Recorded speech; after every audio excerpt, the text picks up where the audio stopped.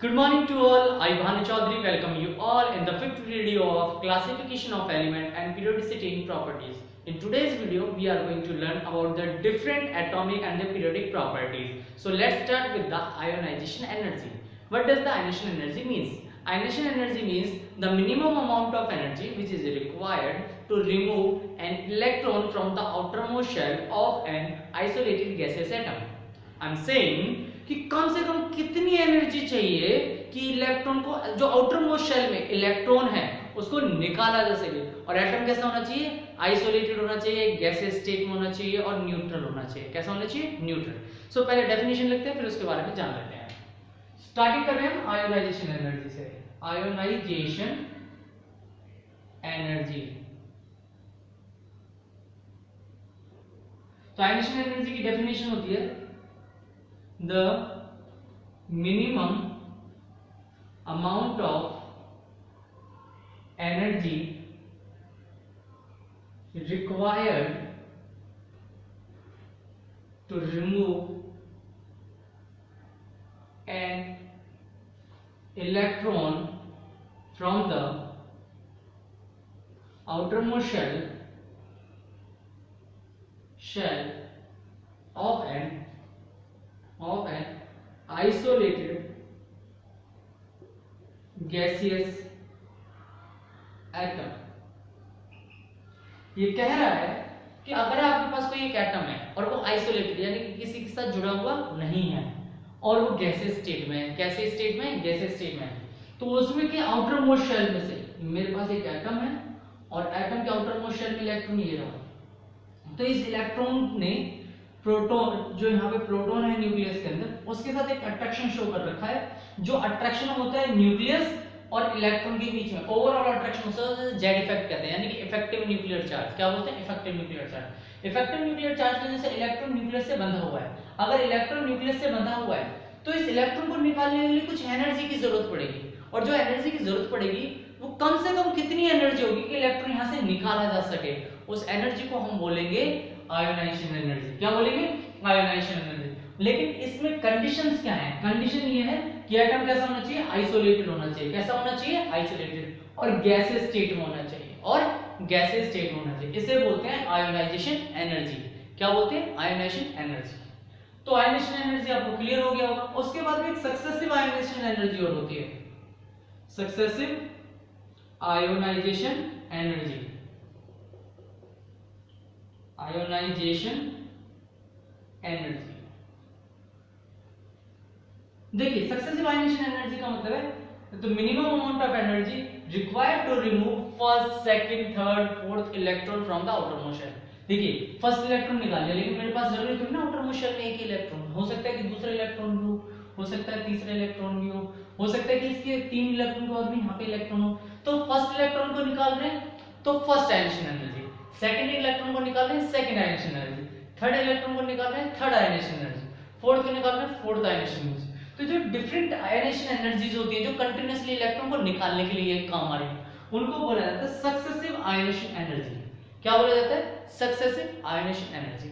Ionisation energy आपको clear है? Successive ionization energy सिर्फ इतनी सी बात है, नंबर ऑफ इलेक्ट्रॉन डिफरेंट हो गए, एक इलेक्ट्रॉन निकाले फिर दूसरा निकाल रहे हैं फिर तीसरा निकाल रहे हैं, तो जो कई सारे इलेक्ट्रॉन्स को निकाला जाता है तो सक्सेसिव आयोनाइजेशन एनर्जी बोल देते हैं। ठीक है, यहां तक क्लियर होने के बाद में हम नेक्स्ट स्टेप करते हैं।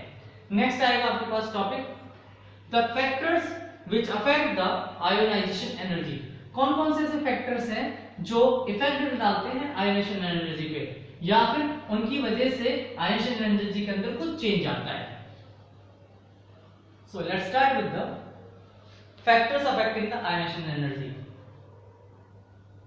Factors affecting ionization energy.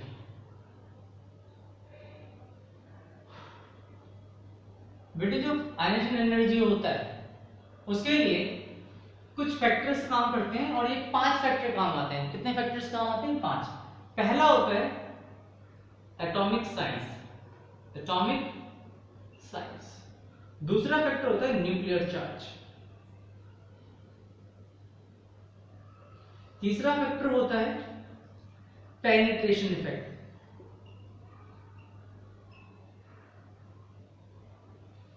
चौथा फैक्टर होता है स्क्रीनिंग और शील्डिंग इफेक्ट, स्क्रीनिंग या फिर शील्डिंग इफेक्ट। और जो फिफ्थ पॉइंट है that is arrangement of electron in orbital. तो ये 5 फैक्टर काम आते हैं, कौन कौन से? Atomic size, nuclear charge, penetration effect, screening effect, shielding effect, arrangement of electron in orbitals. अच्छा, मैं एक छोटी सी बात बताना आपको भूल गया, जो आयनेशन एनर्जी होती है उसके लिए जो एसआई यूनिट होती है वो होती है किलो जूल पर मोल। यानी कि जब भी हम आयनेशन एनर्जी निकालेंगे, एक मोल के लिए बात करेंगे, तो एक मोल इलेक्ट्रॉन्स को निकालने के लिए जो एनर्जी चाहिए उसको हम किलो जूल में लेंगे। सो हमारे पास आयनेशन एनर्जी की एसआई यूनिट होगी, आयनेशन एनर्जी की एसआई यूनिट है किलो जूल पर मोल। ठीक है, चलिए इस पे कोई क्वेश्चन तो आता नहीं, न्यूमेरिकल नहीं आता, सो आपको इतना ज्यादा फोकस नहीं करना कि कितनी होगी।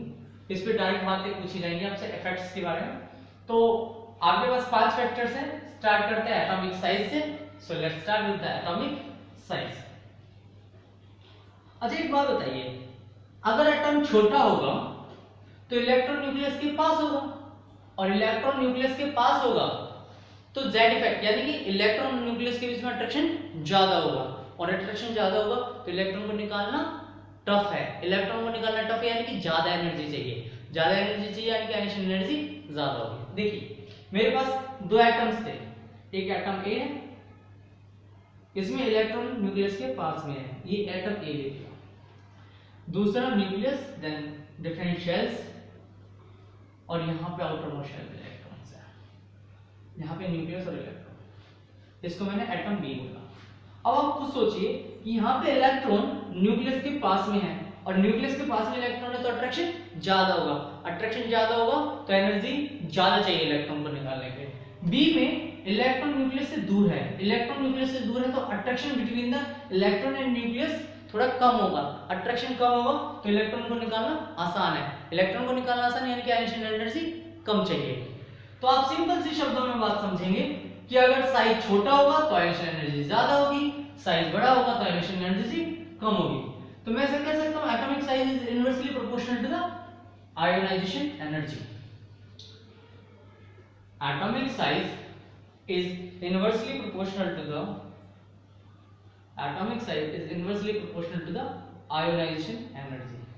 इसको शब्दों में से लिखेंगे, as the size of an atom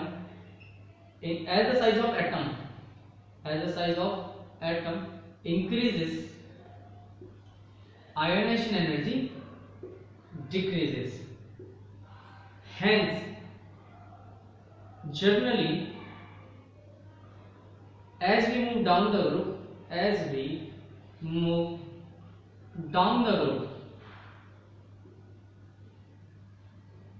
नीचे की तरफ जाएंगे साइज बढ़ेगा कि घटेगा?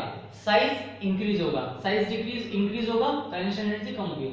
Hence generally as we move down the group size increases and ionization energy decreases। चलिए पहला फैक्टर ये है एटॉमिक साइज को लेकर। एटॉमिक साइज में मैंने आपको बताया है कि साइज बढ़ जाएगा तो इलेक्ट्रॉन को निकालना आसान है। इलेक्ट्रॉन को निकालना आसान क्योंकि इलेक्ट्रॉन और न्यूक्लियस के बीच में अट्रैक्शन कम है, साइज छोटा है तो न्यूक्लियस और इलेक्ट्रॉन के बीच में अट्रैक्शन ज्यादा है, और जो न्यूक्लियस और इलेक्ट्रॉन के बीच में अट्रैक्शन ज्यादा होगा तो इलेक्ट्रॉन को निकालना टफ होगा। सिर्फ इतनी सी बात थी बेटे। तो this is all about the atomic size. Next factor पे चलते हैं। नेक्स्ट फैक्टर है अपना न्यूक्लियर चार्ज, जिसको हम Z इफेक्ट भी बोल सकते हैं या इफेक्टिव न्यूक्लियर चार्ज भी बोल सकते हैं। तो सेकंड केस आएगा आपका nuclear charge.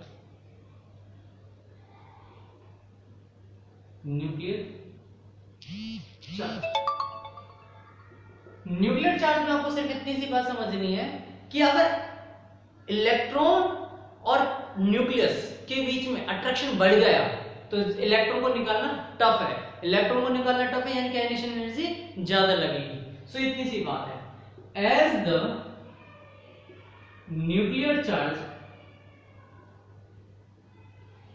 increases, as the nuclear charge increases it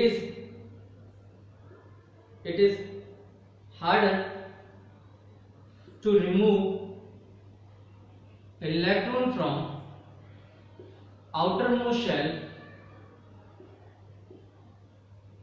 hence ionization energy increases. अगर न्यूक्लियर चार्ज बढ़ेगा तो इलेक्ट्रॉन को निकालना टफ है, इलेक्ट्रॉन को निकालना तो आयोनाइजेशन एनर्जी भी क्या हो जाएगी, बढ़ जाएगी। तो आप डायरेक्ट समझ सकते हैं ionization energy is directly proportional to the nuclear charge,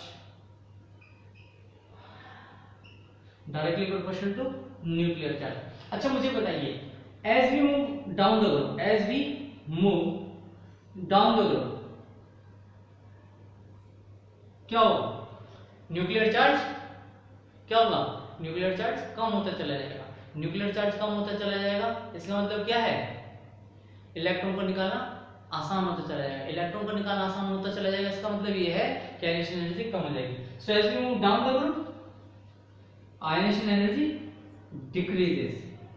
दूसरा ऐसे कह सकते हैं जैसे ही लेफ्ट से राइट में जाएंगे, जैसे ही लेफ्ट से राइट में जाएंगे जनरली क्या होते हैं, electron are added in the same subshell, electron same subshell के अंदर ऐड हो रहा है, इलेक्ट्रॉन सेम सब शेल के अंदर ऐड हो रहा है, इसका मतलब ये है कि डिस्टेंस तो नहीं बढ़ा ना कम हुआ, लेकिन अट्रैक्शन जो है न्यूक्लियस और इलेक्ट्रॉन के बीच में बढ़ गया। अट्रैक्शन बढ़ने का मतलब है इलेक्ट्रॉन और न्यूट्रॉन, इलेक्ट्रॉन और प्रोटॉन के बीच में जो न्यूक्लियर चार्ज है वो इंक्रीज हो गया, और जैसे न्यूक्लियर चार्ज इंक्रीज हो जाएगा आयोनाइजेशन एनर्जी ज्यादा लगेगी।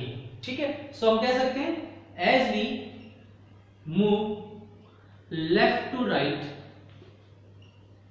in periods nuclear charge increases,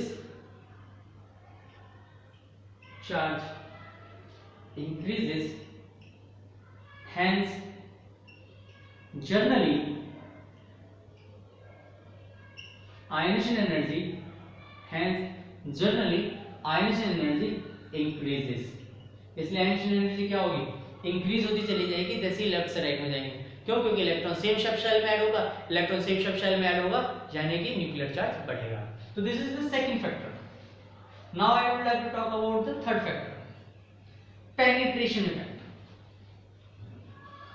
penetration effect के बारे में आपको ज्यादा नहीं पता तो ऐसे समझ ही लीजिए कि आपके पास चार एजीमुथल क्वांटम नंबर्स होते हैं s p d and f। In azimuthal quantum number का मतलब जो s ऑर्बिटल्स होते हैं वो न्यूक्लियस से ज्यादा पास होते हैं, p ऑर्बिटल थोड़े दूर होते हैं, d ऑर्बिटल थोड़े और ज्यादा दूर होते हैं, f ऑर्बिटल थोड़े और ज्यादा दूर होते हैं। तो जो जितना न्यूक्लियस के पास होगा उसका पेनिट्रेशन इफेक्ट उतना ही ज्यादा होगा। सो शुरू करते हैं third point, penetration effect. Penetration effect, penetration effect को आप सिर्फ इतना समझिए, ज्यादा एक्सप्लेन करने की जरूरत नहीं है, आपको बस बेसिक बात समझनी है कि अपने पास चार एजीमुथल क्वांटम नंबर होते हैं s p d and f। These are four subshells, four orbitals, four azimuthal quantum number. तो जो s होता है ये मान लीजिए न्यूक्लियस है, तो न्यूक्लियस के सबसे पास s ऑर्बिटल होता है, s ऑर्बिटल होता है तो ये पेनिट्रेट करता है न्यूक्लियस को सबसे ज्यादा। p ऑर्बिटल थोड़ा दूर होता है तो यहाँ पे पेनिट्रेशन इफेक्ट कम, d थोड़ा और दूर है तो इफेक्ट और कम, f थोड़ा और दूर है तो और कम। यानी कि जो इलेक्ट्रॉन जो ऑर्बिटल है उसका न्यूक्लियस की तरफ पेनिट्रेशन कितना है, कितना उसके साथ जुड़ रहा है, कितना उसको अफेक्ट कर रहा है, वो डिपेंड कर रहा है कि ऑर्बिटल कितना पास है या कितना दूर है। तो जो ऐसा ऑर्बिटल होता है, मैं आपको बता दूं पेनिट्रेशन इफेक्ट सबसे ज्यादा s का होता है, फिर d का, p का होता है, फिर d का और फिर f का। ठीक है, तो s का पेनिट्रेशन इफेक्ट सबसे ज्यादा, p का पेनिट्रेशन इफेक्ट थोड़ा कम, d का पेनिट्रेशन इफेक्ट थोड़ा और कम, f का पेनिट्रेशन इफेक्ट सबसे कम। ठीक है, सो जैसे जैसे पेनिट्रेशन इफेक्ट बढ़ता है, जैसे जैसे पेनिट्रेशन इफेक्ट बढ़ता है आयोनाइजेशन एनर्जी भी बढ़ जाती है, क्योंकि इलेक्ट्रॉन न्यूक्लियस के पास है। पेनिट्रेशन इफेक्ट का मतलब है कौन सा ऑर्बिटल न्यूक्लियस के ज्यादा पास है।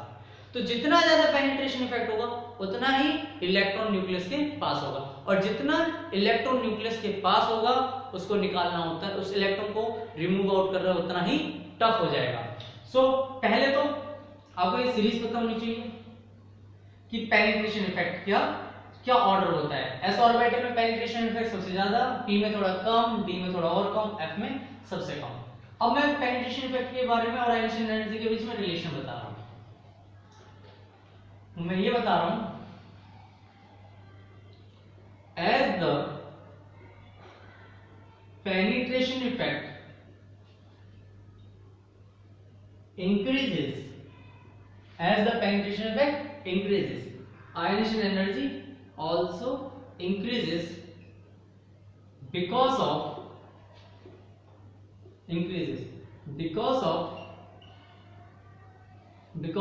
as the penetration effect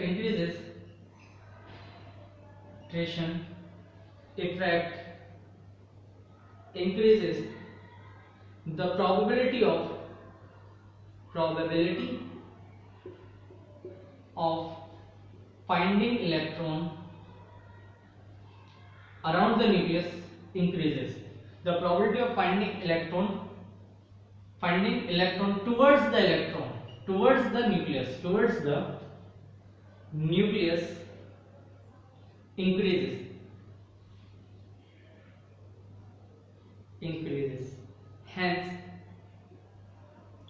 Hence ionization energy increases.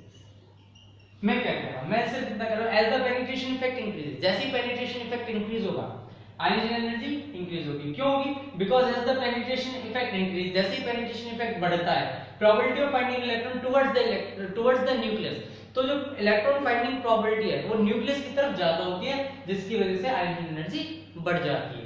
Clear? जैसे कि एक एग्जांपल लेता हूं, यहां तक बात क्लियर? एक एग्जांपल लेता हूं, आपके पास बेरिलियम है और बोरोन है। बेरिलियम का एटॉमिक नंबर कितना है? बेरिलियम का एटॉमिक नंबर 4 है। बोरोन का एटॉमिक नंबर कितना है? 5। अब देखा जाए तो 1s2 2s2, यहां मैं बात कर रहा हूं 1s2 2s2 2p1। अगर मैं यहां पे देखूं तो यहां पे 2 शेल है, यहां पे कितनी शेल है? 3 शेल, यानी कि साइज बड़ा होना चाहिए था। दूसरी बात मैं देखूंगा कि यहां पे सेकंड शेल के अंदर सिर्फ 2 इलेक्ट्रॉन है 2s के अंदर, यानी कि जो प्रिंसिपल क्वांटम नंबर है वो n 2 है और उसके अंदर 2 इलेक्ट्रॉन है। यहां प्रिंसिपल क्वांटम नंबर 3 है और प्रिंसिपल क्वांटम नंबर 3 है, यानी कि दो जो प्रिंसिपल क्वांटम नंबर 2 है, प्रिंसिपल क्वांटम नंबर 2 के अंदर 3 इलेक्ट्रॉन्स है। कितने इलेक्ट्रॉन है? 3 इलेक्ट्रॉन है। तो इफेक्टिव न्यूक्लियर चार्ज इसका ज्यादा होना चाहिए था, इफेक्टिव न्यूक्लियर चार्ज इसका ज्यादा होना चाहिए, तो साइज भी इसका छोटा होना चाहिए था। अगर साइज इसका ज्यादा छोटा है, as we move left to right size decreases, तो यहां पे साइज डिक्रीज होगा। न्यूक्लियर चार्ज वो भी इंक्रीज होगा। अगर न्यूक्लियर चार्ज इंक्रीज होगा तो क्या होना चाहिए था? न्यूक्लियर चार्ज इंक्रीज होने पे आयनियन एनर्जी ज्यादा होनी चाहिए थी, आयनियन एनर्जी ज्यादा होनी चाहिए। लेकिन मैं कह रहा हूं as the penetration effect increases, penetration effect same subshell के अंदर काउंट करते हैं, हमेशा सेम प्रिंसिपल क्वांटम नंबर के अंदर काउंट करते हैं। तो देखिए यहां पे n 2 है और उसके पास s ऑर्बिटल है, यहां पे n 2 है लेकिन उसके पास लास्ट इलेक्ट्रॉन p ऑर्बिटल में है। कौन सा ऑर्बिटल में है? p ऑर्बिटल में। तो प्रिंसिपल क्वांटम नंबर तो दोनों का बराबर है, लेकिन इसमें कहां से इलेक्ट्रॉन निकालना है? s ऑर्बिटल में। यहां पे किसमें से इलेक्ट्रॉन निकालना है? p ऑर्बिटल में। पेनिट्रेशन इफेक्ट किसका ज्यादा है? s का। in this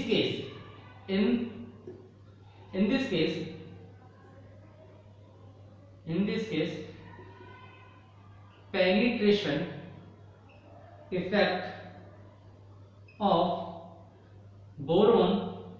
beryllium is high, hence high energy is required, high ionization energy is required।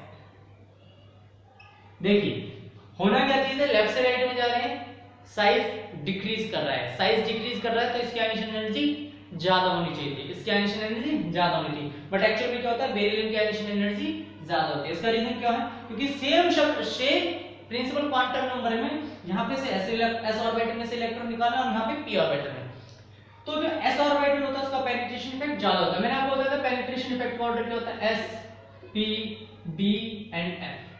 तो s का पेनिट्रेशन इफेक्ट ज्यादा है और as the penetration effect increases ionization energy increases।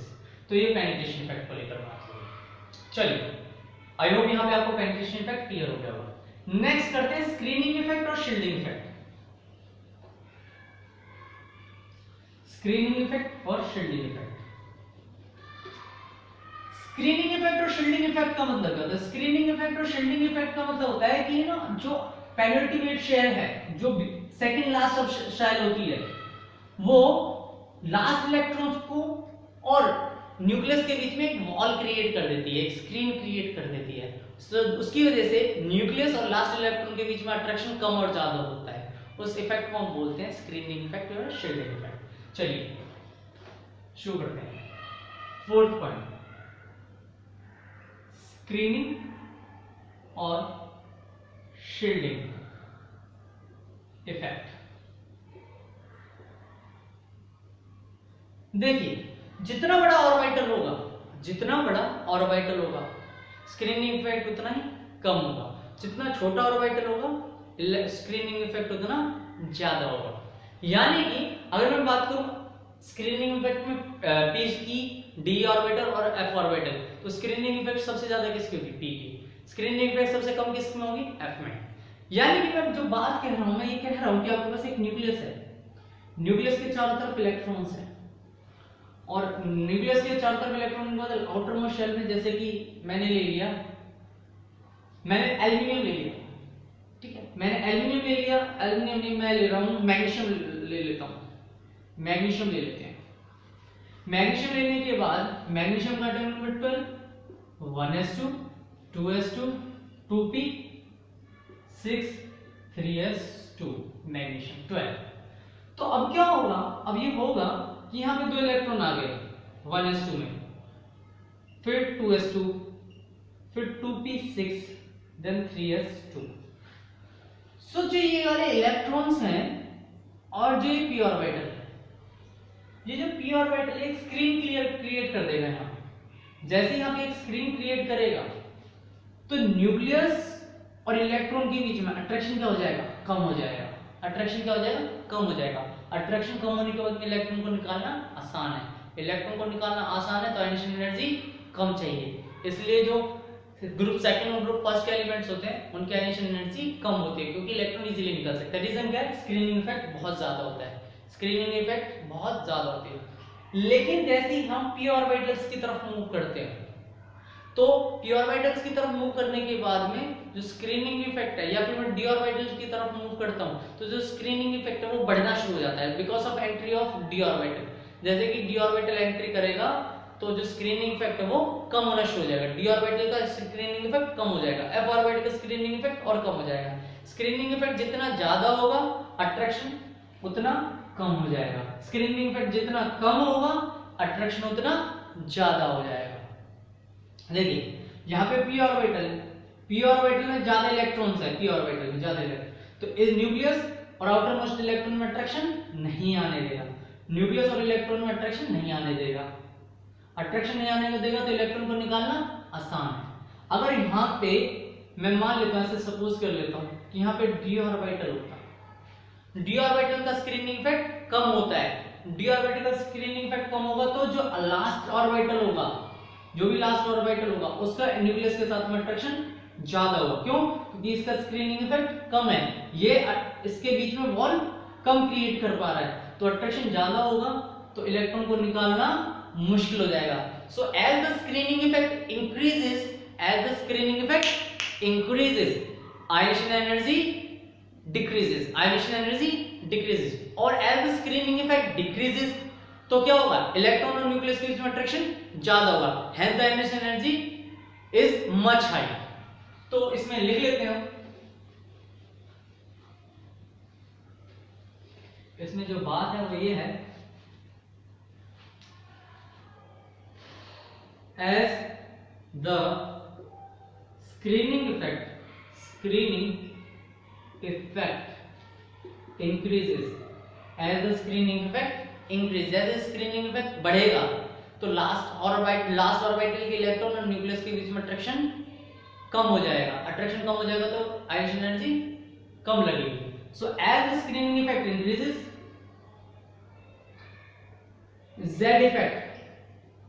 effect decreases, consequently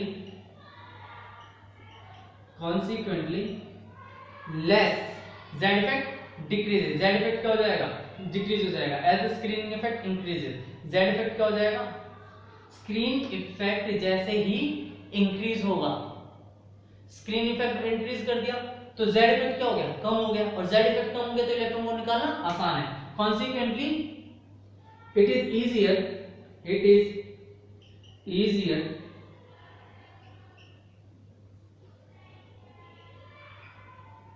easier to remove electron from outermost cell, hence ionization energy decreases, इसमें एक बात याद रखेंगे कि जितनी, जैसे ही हम लेफ्ट से राइट की तरफ जाएंगे, जो d ऑर्बिटल होता है और जो f ऑर्बिटल होता है उसका स्क्रीनिंग इफेक्ट कम होता है, ठीक है। तो इसमें सिर्फ इतनी सी बात याद रखिए, d and f have very low screening effect, very low screening effect, clear. जैसे स्क्रीनिंग इफेक्ट बढ़ेगा, इलेक्ट्रॉन और न्यूक्लियस के बीच में जो होगा अट्रैक्शन कम हो जाएगा, इलेक्ट्रॉन को निकालना आसान है, आयनियन एनर्जी कम हो जाएगी। अगर स्क्रीनिंग इफेक्ट कम होगा तो न्यूक्लियस और इलेक्ट्रॉन के बीच में अट्रैक्शन बढ़ जाएगा, तो इलेक्ट्रॉन को निकालना मुश्किल है। This is all about the screening effect और शील्डिंग इफेक्ट। चलिए आगे बढ़ते हैं।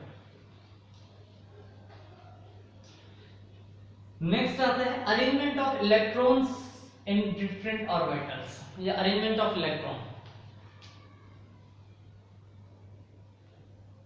फिफ्थ पॉइंट, अरेंजमेंट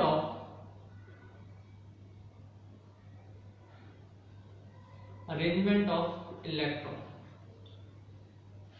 इसमें सिर्फ इतनी सी बात याद रखनी है, हाफ फिल्ड और फुल्ली फिल्ड, हाफ फिल्ड और फुल्ली फिल्ड। हाफ फिल्ड और fully filled orbital are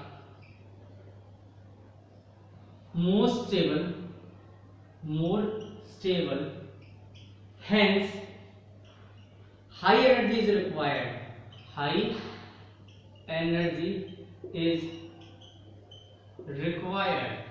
hence high energy is required, consequently ionization energy increases। देखिए, अगर कोई ऑर्बिटल हाफ फिल्ड है या फुल्ली फिल्ड है तो उसकी आयनियन एनर्जी बहुत ज्यादा हो जाएगी, बहुत ज्यादा होने की वजह से इलेक्ट्रॉन को निकालना मुश्किल हो जाएगा, क्योंकि हाफ फिल्ड और फुल्ली फिल्ड जो होते हैं वो स्टेबल होते हैं, स्टेबल में से इलेक्ट्रॉन को निकालना मुश्किल है, क्योंकि कोई भी ऑर्बिटल यही चाहता है कि वो स्टेबल हो जाए, इलेक्ट्रॉन लॉस करके या गेन करके। यहाँ पे जो ऑलरेडी हाफ फिल्ड है या फुल्ली फिल्ड है उसमें से इलेक्ट्रॉन निकालना बहुत टफ है, क्योंकि वो ऑलरेडी स्टेबल है, तो उसमें आयनियन एनर्जी बहुत ज्यादा चाहिए। जैसे कि second period, for example in second period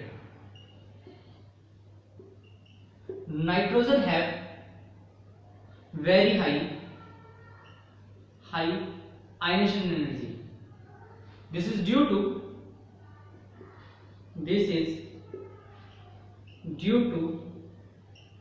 half filled p orbital,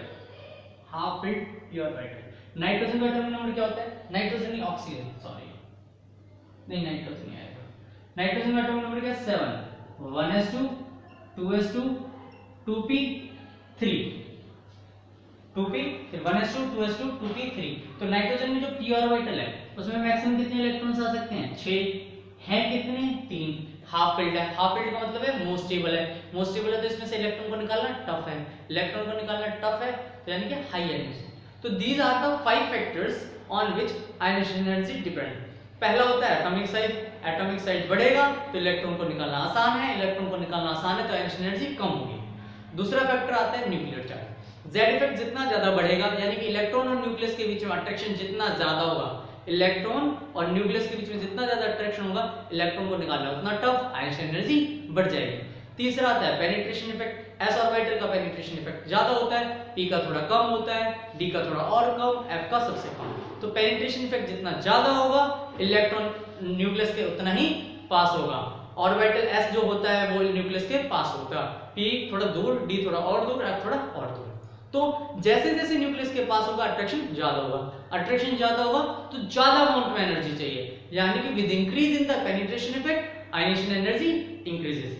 next आता है फोर्थ नंबर का स्क्रीनिंग इफेक्ट। स्क्रीनिंग इफेक्ट में क्या होता है? स्क्रीनिंग इफेक्ट में सिर्फ इतनी सी बात रहती है, जो सेकंड लास्ट सबशेल है उसमें जो वॉल है, वो जो इलेक्ट्रॉन्स है वो एक वॉल क्रिएट कर लेते हैं, जिसको हम स्क्रीनिंग इफेक्ट कहते हैं, जिसकी वजह से इलेक्ट्रॉन, लास्ट इलेक्ट्रॉन और न्यूक्लियस के बीच में अट्रैक्शन नहीं आ पाता, उसको हम बोलते हैं स्क्रीनिंग इफेक्ट। डी ऑर्बिटल और एफ ऑर्बिटल का स्क्रीनिंग इफेक्ट बहुत ज्यादा कम होता है, और जो एस ऑर्बिटल और पी ऑर्बिटल होता है उनका स्क्रीनिंग इफेक्ट ज्यादा होता है। स्क्रीनिंग इफेक्ट ज्यादा होने की वजह से attraction between the nucleus and last electron, attraction between the nucleus and last electron कम हो जाता है, इलेक्ट्रॉन को निकालना आसान है, यानी कि with increase in screening effect electron को निकालना आसान है, आयनिक एनर्जी कम है। दूसरी बात, अगर मैं करूं स्क्रीनिंग इफेक्ट कम होगा तो attraction between the nucleus and last electron ज्यादा होगा, अट्रैक्शन ज्यादा होगा तो इलेक्ट्रॉन को निकालना टफ है, इसलिए आयनिक एनर्जी ज्यादा चाहिए। This is all about the factor affecting the ionic enthalpy.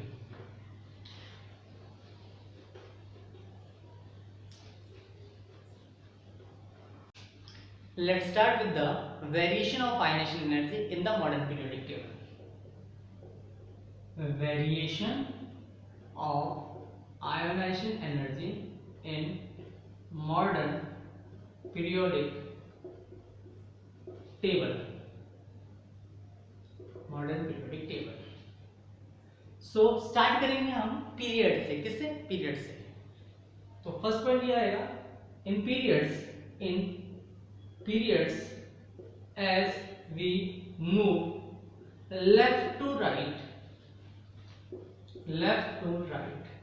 ionization energy generally increases। जैसे ही हम लेफ्ट से राइट में जाते हैं आयनेशन एनर्जी जनरली इंक्रीज करती है। इसका रीजन जान लेते हैं। रीजन, इसके दो मेन रीजन हैं। पहला रीजन ये है, as we move left to right, size क्या होगा? साइज डिक्रीज होगा। As we move left to right size decreases because electrons are added in same subshell. Generally क्या होता है, जैसे हम लेफ्ट से राइट में जाते हैं साइज डिक्रीज करता है, इलेक्ट्रॉन डिक्रीज इसलिए करता है क्योंकि इलेक्ट्रॉन सेम सबशेल के अंदर ऐड होते हैं। दूसरा रीजन ये है, Z effect increases as we move left to right. तो ये दोनों रीजन क्या करते हैं? दोनों रीजन इस बात को कहते हैं कि अगर लेफ्ट साइज बढ़ता है तो आयनेशन एनर्जी कम होती है, साइज कम होता है तो आयनेशन एनर्जी बढ़ती है। तो लेफ्ट से राइट में जा रहे हैं, साइज कम हो रहा है तो आयनेशन एनर्जी बढ़नी चाहिए। दूसरी बात, लेफ्ट से राइट में जा रहे हैं, जेड इफेक्ट बढ़ रहा है, तो आयनेशन एनर्जी बढ़नी चाहिए। इसलिए generally in periods as we move left to right ionisation energy increases. लेकिन there are some special cases जिसको हमें स्टडी करना है, और स्पेशल केस हमें सेकंड पीरियड का एनालिसिस करना है, स्टडी करना है। So let's start in second period. Second period का केस देख लेते हैं।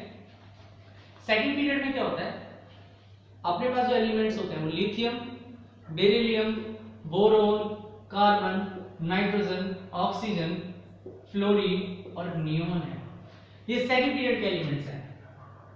सेकंड पीरियड, तो सेकंड पीरियड में आपके पास लिथियम है, बेरिलियम है, boron, carbon, nitrogen, oxygen, fluorine, neon.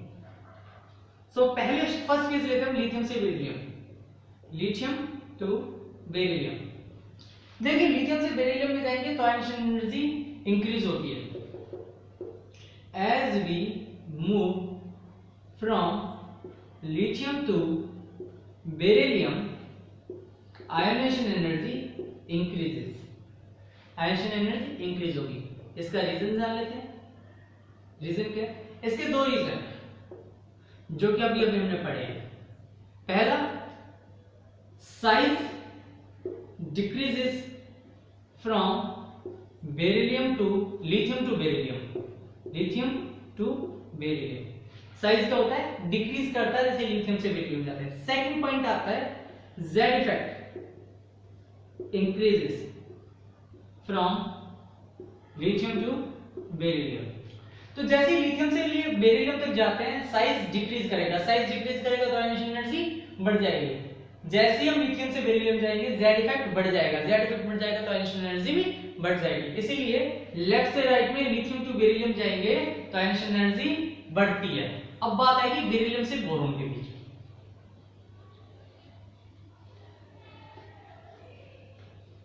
Beryllium से बोरोन, ये मैंने गैप इसलिए छोड़ा क्योंकि इन दोनों के बीच में डी ब्लॉक एलिमेंट्स होते हैं। सो सेकंड केस आएगा बेरिलियम टू बोरोन। देखिए बेटे, जैसे बेरिलियम से बोरोन में जाते हैं, बेरिलियम से बोरोन में जाते हैं, आयनाइजेशन एनर्जी लेफ्ट से राइट में जाने पे क्या होती है? इंक्रीज होती है। लेकिन यहाँ पे ऐसा केस नहीं आएगा, यहाँ पे एक्सेप्शन है, इसलिए मैं एक स्टेप पढ़ा रहा हूं। As we move from beryllium to boron, ionization energy decreases. That means ionization energy of beryllium is higher than ionization energy of boron. यानी कि बेरिलियम की एनर्जी ज्यादा है एज कंपेयर टू बोरोन। होना क्या चाहिए था? होना ये चाहिए था लेफ्ट से राइट में जाएंगे तो आयनाइजेशन एनर्जी बढ़नी चाहिए थी, लेकिन क्या हो गई? कम हो गई, क्योंकि बेरिलियम की ज्यादा है और बोरोन की कम है। इसके क्या रीजन है? रीजंस, इसके बेटे दो रीजन है। पहला रीजन है पेनिट्रेशन इफेक्ट। क्या है? Penetration effect. Beryllium have last electron in s orbital, while boron have last electron in p orbital, having same quantum number in both, having same quantum number in both, same quantum principal quantum number, having same principal quantum number, principal quantum number. अब एक बात बताइए, S में एक दोनों का principal quantum number same है, लेकिन बेरिलियम में लास्ट इलेक्ट्रॉन कहां आ रहा है? एस ऑर्बिटल में। बोरोन में लास्ट इलेक्ट्रॉन कहां आ रहा है? पी ऑर्बिटल में। Hence beryllium have a high penetration effect. Beryllium के पास क्या है? ज्यादा पेनिट्रेशन इफेक्ट है, और जिसके पास पेनिट्रेशन इफेक्ट ज्यादा होता है उसमें आयनाइजेशन एनर्जी भी ज्यादा होती है। Hence beryllium have higher penetration effect,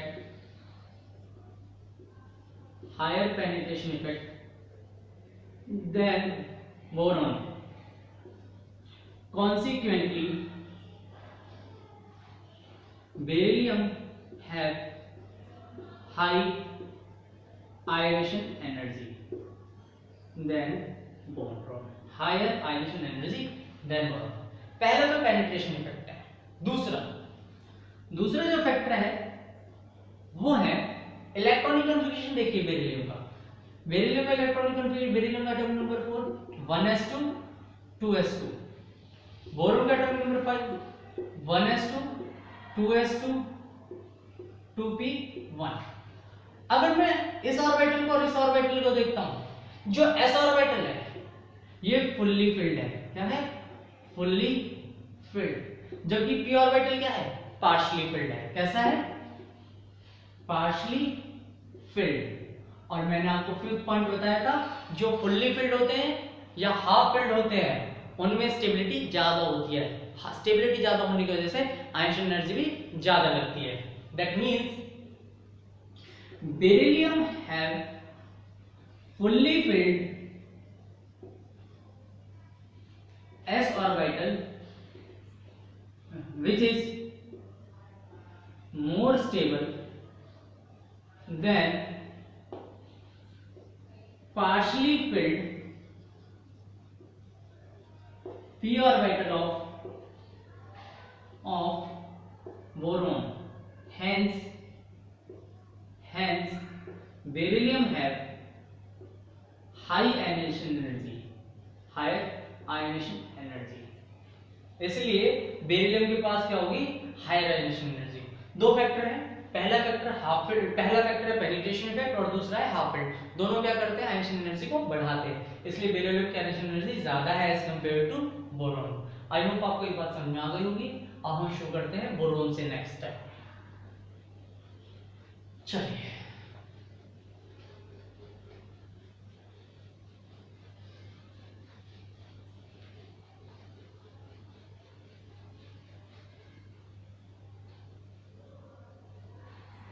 next आता है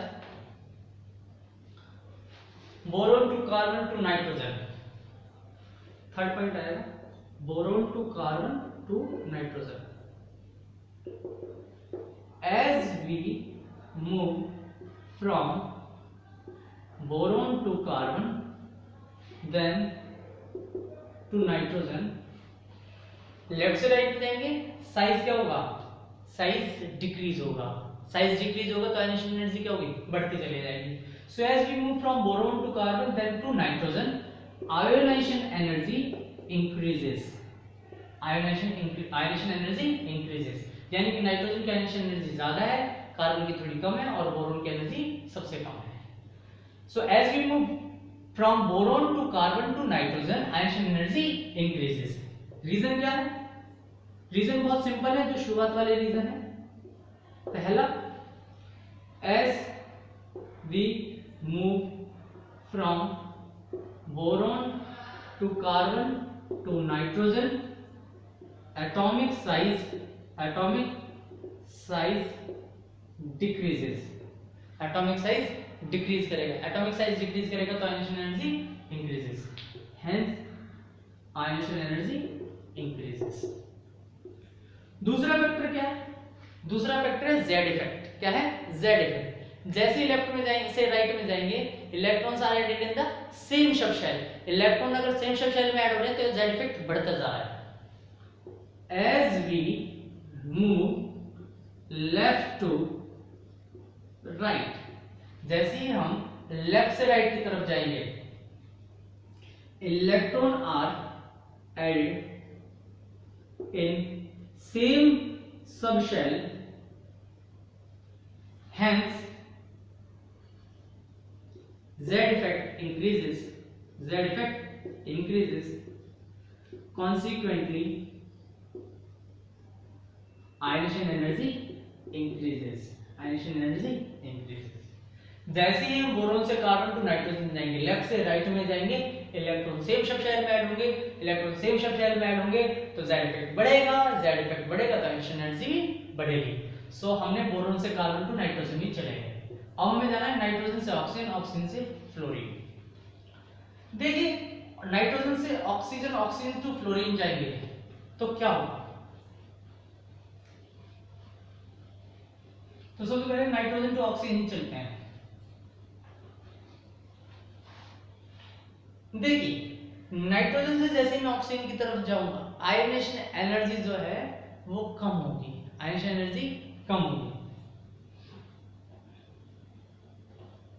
सो ये थर्ड पॉइंट था अपना, जो भी नेक्स्ट पॉइंट आएगा आप काउंट कर लेना। Now nitrogen to oxygen, as we move from nitrogen to oxygen, as we move from nitrogen to oxygen, ionization energy decreases। Ionization energy क्या होगी? डिक्रीज हो जाएगी। स्पेशल केस ऐसा क्यों होगा? इसलिए होगी क्योंकि नाइट्रोजन का एटॉमिक नंबर आपको पता है क्या होता है? नाइट्रोजन का atomic number 7, 1s2 2s2 2p3 half field, जबकि ऑक्सीजन जो है उसका atomic number 8, 1s2 2s2 2p4 partially filled। So as we move from nitrogen to oxygen, ionization energy decreases. That means that means ionization energy of nitrogen is higher than oxygen. इसमें reason लिखेंगे, reason में सिर्फ एक ही बात लिखनी है। Reason में जो बात लिखनी है, oxygen have half filled stable electronic configuration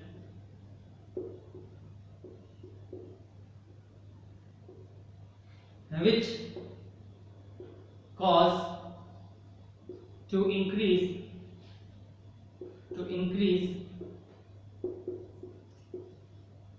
the ionization energy of nitrogen as compared to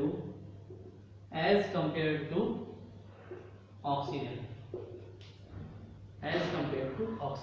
जैसे ही हम नाइट्रोजन से ऑक्सीजन जाएंगे, नाइट्रोजन की आयनाइजेशन एनर्जी ज्यादा होगी। नाइट्रोजन की ज्यादा एनर्जी होने का रीजन क्या है? नाइट्रोजन की ऑक्सीजन एनर्जी ज्यादा होने का रीजन ये है क्योंकि ये हाफ फिल्ड है। कैसा है? Half field. जबकि ऑक्सीजन क्या है? पार्शियली फिल्ड है। और जो हाफ फिल्ड और फुल्ली फिल्ड होते हैं वो ज्यादा स्टेबल होते हैं।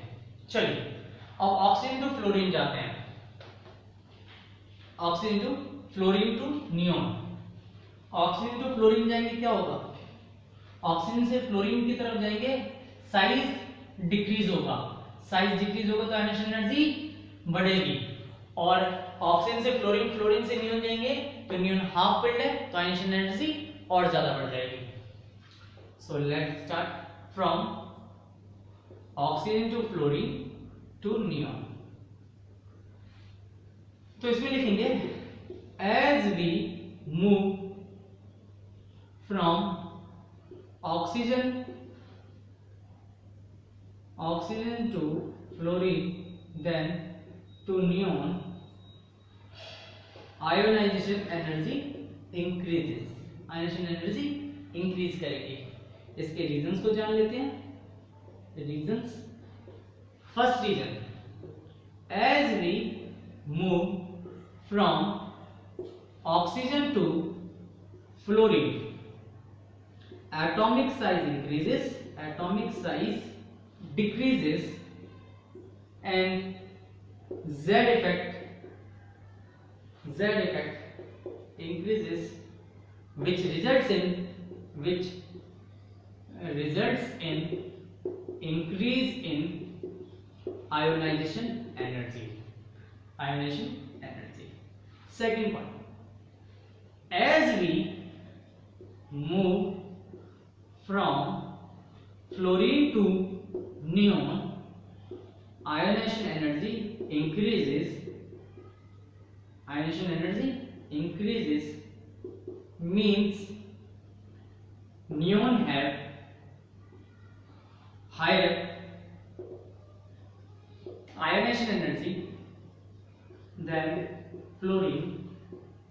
This is due to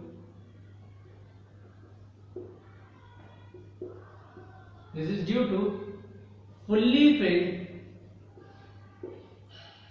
p orbital of neon. This is because this is due to the fully filled p orbital of neon. p orbital जो होता है, साफ लिख देता हूं थोड़ा, p orbital, जो p orbital होता है नियोन का वो फुल्ली फिल्ड होता है, और जो फुल्ली फिल्ड होता है उसको ज्यादा एनर्जी लगती है। तो this is all about the second period, ionization energy in second period. चलिए हमने जनरल ट्रेंड भी जान लिया, एक्सेप्शन भी जान लिया, सेकंड पीरियड के बारे में जान लिया। अब हम जानेंगे डाउन द ग्रुप। इसमें सिंपल सी बात है, जैसे हम नीचे की तरफ जाएंगे नंबर ऑफ शेल्स बढ़ जाएंगी, इलेक्ट्रॉन हर बार नए शेल में ऐड हो रहा है और एटॉमिक साइज भी बढ़ रहा है। एटॉमिक साइज बढ़ने की वजह से क्या होगा? आयनाइजेशन एनर्जी कम हो जाएगी। सो नेक्स्ट आपको लिखना है as we move down the groups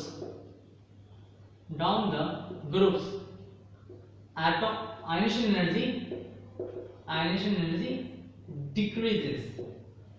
energy decreases. इसका रीजन जान लेते हैं। इसके दो रीजन है। पहला रीजन ये, as we move down the group, as we move down the group, जैसे ही आप नीचे की तरफ जाते हैं, as we move down the group, atomic size increases, atomic size increases, which results in decrease in Einstein energy. And second point है, as we move down the group, Z effect decreases.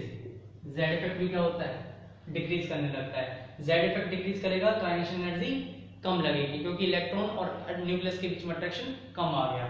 और first में यह है size बढ़ गया, size बढ़ने के बाद में भी इलेक्ट्रॉन और न्यूक्लियस का डिस्टेंस बढ़ने की वजह से इलेक्ट्रॉन का और न्यूक्लियस का अट्रैक्शन कम है, तो इलेक्ट्रॉन को निकालना आसान है। This is all about the ionisation energy in the modern periodic table.